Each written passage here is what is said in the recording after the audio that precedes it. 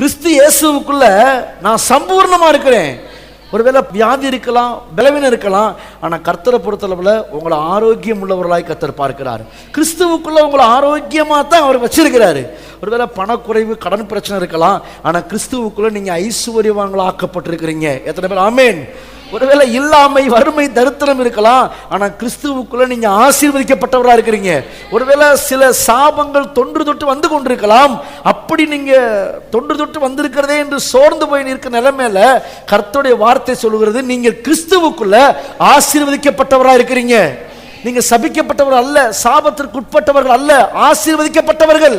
எத்தனை பேர் ஆமென் சொல்றீங்க? இஸ்ரவேலை ஆசீர்வதிப்பதே கர்த்தருக்கு பிரியம். தேவன் அவர்களை ஆசீர்வதிக்கிறார், அதை ஒருவனாலும் தடுக்க முடியாது என்று கர்த்தர் உங்களை அப்படித்தான் பார்க்கிறாரு. இப்ப அதெல்லாம் நீங்க புரிந்து கொண்டால், அதை தெரிந்து கொண்டால், அதே நினைவா இருப்பீர்களானால், நான் சொல்றேன், இதுவரைக்கும் கண்ட எகிப்தியனை இனிமேல் என்றைக்கும் காண்பதில்லை.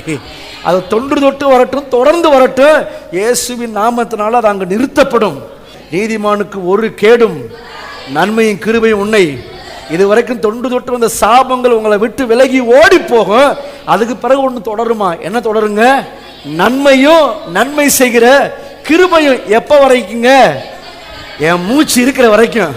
சரி, மூச்சு ரெண்ட வேப்பாடு எங்க போகுங்க? நன்மை அனுப்பின அந்த தெய்வத்தினிடத்திலே போய் சேர்ந்துடும். எவ்வளோ பெரிய பாக்கியம். கரங்களை தட்டி கர்த்தரை ஸ்தோத்திரம் பண்ணுவாங்க.